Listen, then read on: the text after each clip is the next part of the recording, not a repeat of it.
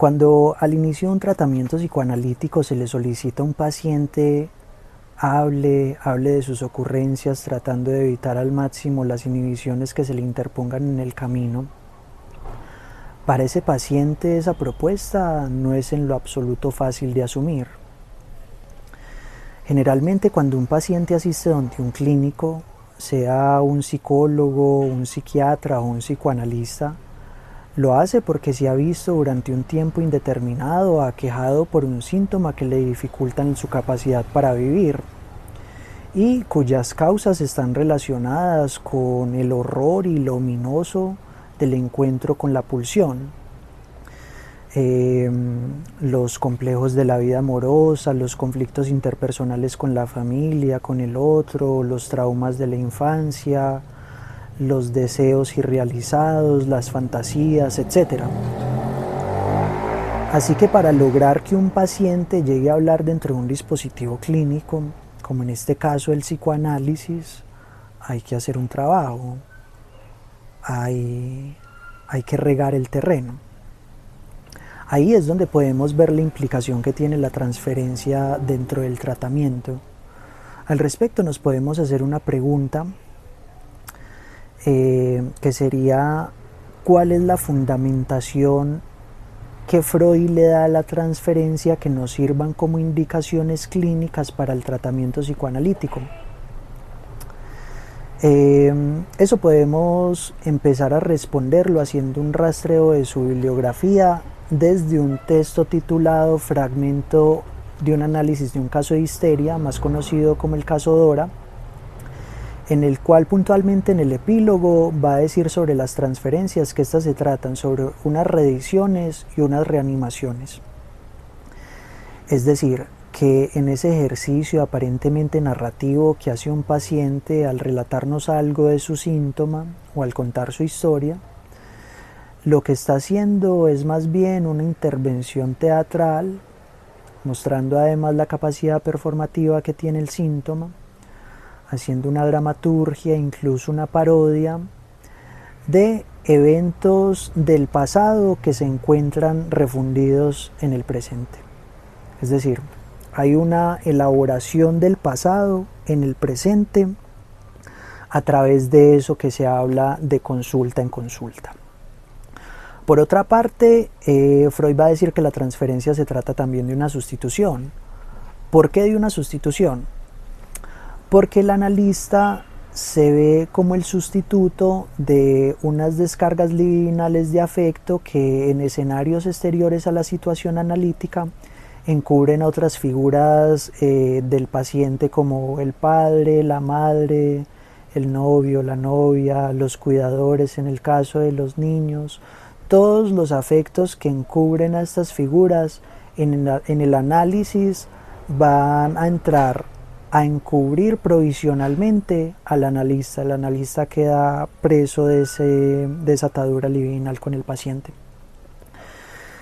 Hay otro aporte muy interesante en otro texto que titula sobre la dinámica de la transferencia, en la que Freud va a iniciar diciendo que, dadas unas condiciones estructurales innatas, genéticas incluso podríamos llegar a llamarlas, y los influjos de la infancia o de la vida, cada sujeto es dotado de una capacidad particular para el amor. Ahí en ese punto habría que preguntarnos en qué momento de la vida esa capacidad de amor se ve trocada.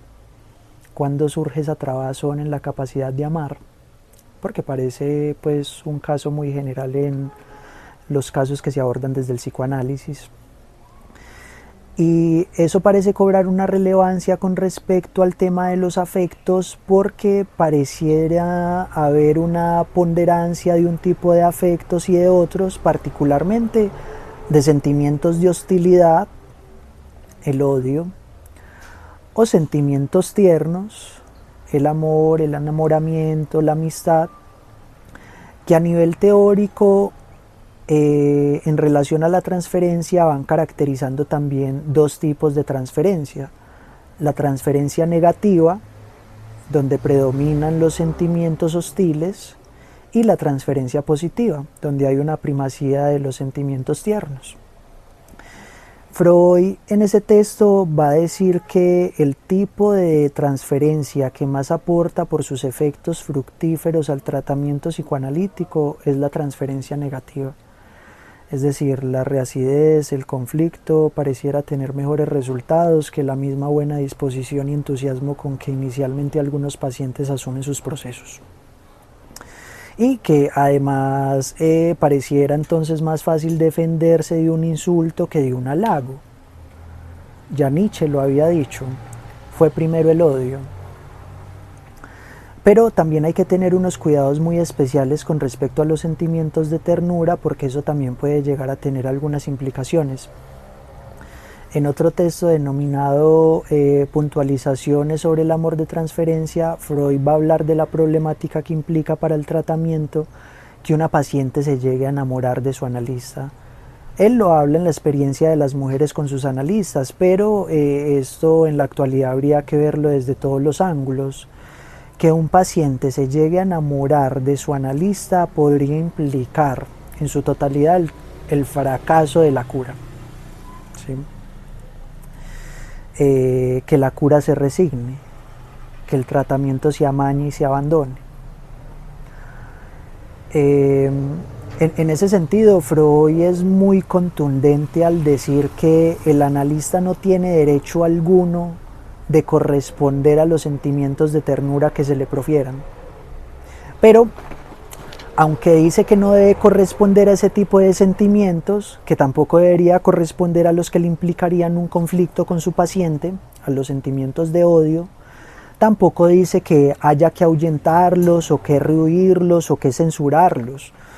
Hay que dejar que pase, pero hay que darle cierto manejo. Finalmente, lo que Freud dice con respecto al tratamiento de estos asuntos sexuales y de las pasiones dentro de la consulta es que eso no se debe tratar con los mismos atavíos que convencionalmente los cubren, sino que sobre esos temas sexuales hay que tratarlos directamente y a secas. ¿Sí? Eso es una indicación muy importante con respecto a la transferencia. Entonces, ya en las puntualizaciones sobre esos tres textos, ya vemos que la transferencia no es algo nimio, no es algo además que se deba dejar a merced de la arbitrariedad, no es una trivialidad, es algo a lo cual prestarle mucha atención en el transcurso del tratamiento.